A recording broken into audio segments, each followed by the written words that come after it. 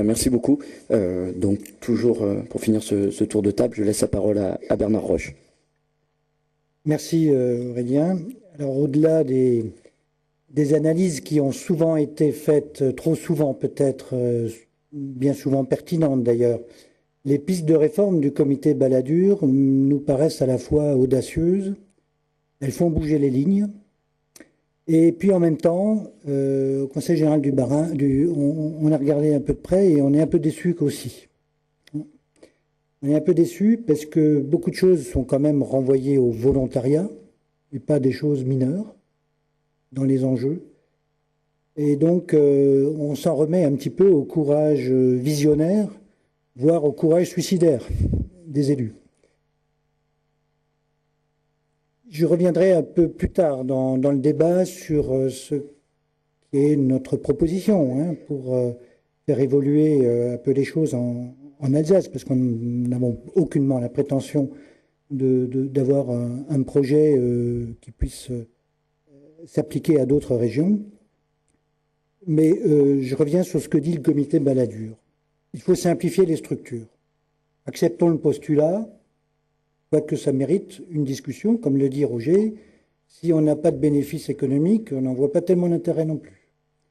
Mais acceptons ce postulat qu'on arrivera, et je suis convaincu comme Roger, qu'on arrivera à dégager plus d'économies qu'on ne le pense, pas seulement du côté des ressources mises en commun, les ressources au sens de la gestion, mais sans doute aussi parce que nous avons des interventions multiples et croisées et que peut-être nous gagnerons à rationaliser les interventions publiques elles-mêmes et dès lors les ressources qui y sont affectées. Dans le rapport Balladur, en réalité, on a un filigrane, la dissolution du département. Ça m'apparaît, peut-être parce que j'ai la casquette du département, mais ça m'apparaît assez clairement. Alors, ce n'est pas exprimé clairement, c'est dans un terme lointain, et je vais peut-être vous étonner, probablement dans un terme un peu trop lointain. Pourquoi ça ne peut pas se faire maintenant? Parce que rien n'est prêt pour qu'une autre collectivité puisse intégrer les compétences du département. J'y reviendrai après. Faut-il regrouper les régions? Faut-il regrouper les départements? C'est la première partie du raisonnement sur les structures. Alors, on laisse cela au volontariat. On considère que c'est peut-être une opportunité à saisir, en tout cas dans notre région. Regrouper la région et des départements. Le comité Balladur dit que c'est possible dans le cadre d'une loi, effectivement. C'est une collectivité à statut particulier qu'il conviendrait de créer. Et au passage, nous notons avec plaisir que le projet porté par le département du Bas-Rhin, alors dans le texte porté par certains élus alsaciens, excusez-moi, est jugé digne d'un grand intérêt, même s'il n'est pas encore complètement partagé en Alsace même. Ça viendra. Ça viendra d'autant plus que le risque évoqué d'ailleurs par mes collègues d'un enlisement des conclusions du rapport Balladur existe et qu'en conséquence, un tel projet, je vais presque dire alternatif, serait bien intéressant probablement. Et le rapprochement entre région et département, il me semble qu'il est un peu acté aussi. En fait, une des propositions consiste à rapprocher les deux niveaux de collectivité en rapprochant les élus. On conserve néanmoins deux collectivités, deux administrations et leurs forces centrifuges aussi. C'est peut-être aussi un moyen de noyer par l'intérieur la résistance des élus départementaux, puisqu'ils seraient élus sur une seule liste d'un commun mouvement, je dirais.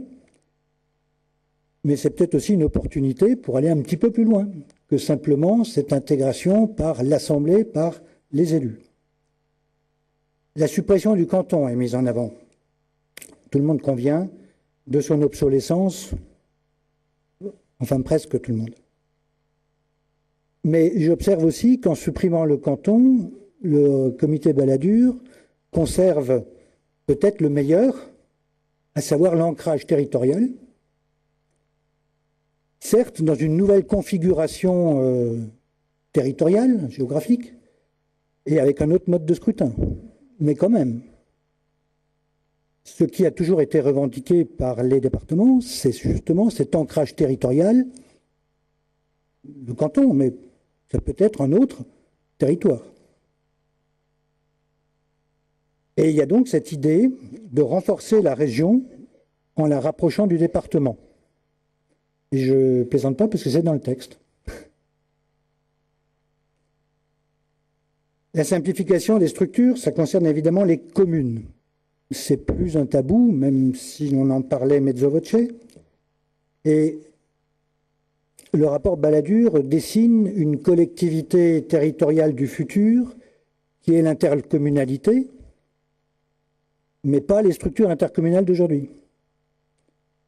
Il y aurait élection au suffrage universel des représentants de la population à cette intercommunalité. Il y aurait des compétences supplémentaires venant des communes, du reste.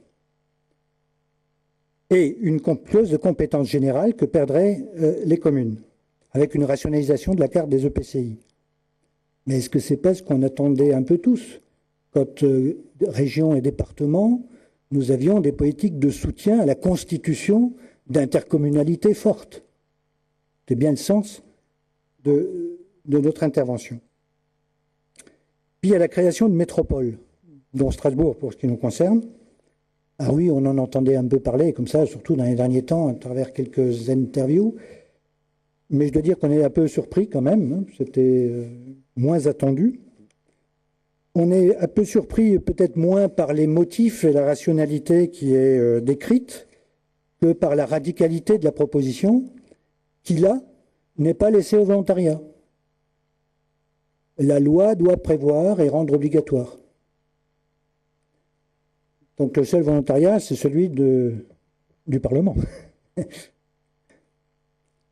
Ce n'est pas celui des collectivités.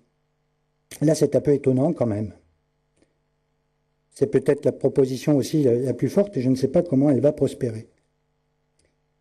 Alors, il faut clarifier des compétences, c'est un autre registre. Et le fait majeur du rapport n'est pas dans le réaménagement des compétences. Il est esquissé, mais peut-être mal esquissé quand on regarde la réalité de l'action des collectivités, régions, départements notamment. L'essentiel, c'est la suppression de la clause de compétence générale. Je rejoins François, c'est quelque chose qui nous inquiète au plus haut point. Je dirais aussi que si d'aventure cette idée devait prospérer, cela renforce encore l'intérêt d'une collectivité territoriale unique, regroupant un certain nombre de compétences fortes et ayant pour la collectivité une force plus forte que si elle restait avec un costume rétréci.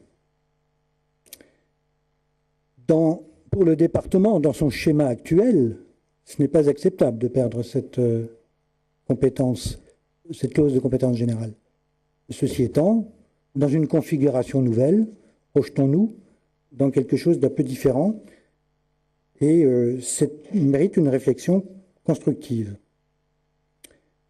Voilà les points que je voulais dire. Donc on est à la fois assez intéressé, je dois dire, par les propositions qui sont faites, inquiet par le fait que, bien entendu, le département, dans notre lecture, est à terme dépecé, mais nous situant dans une petite région, considérant que par d'aventure, la communauté urbaine de Strasbourg, par la loi, prendrait la place du département sur ce territoire, considérant peut-être qu'à l'échelle de Mulhouse, dans un terme un peu plus lointain, cela peut se passer aussi autour d'une agglomération mulhousienne, il ne paraît pas incongru du tout de rassembler les deux départements et la région dans une configuration nouvelle, et on pourra dire peut-être un petit peu après pourquoi faire. Voilà mes premières réactions. Très bien. Merci beaucoup Bernard Roche. Est-ce que l'un de vous souhaite réagir tout de suite ou... Oui, Monsieur Cavard.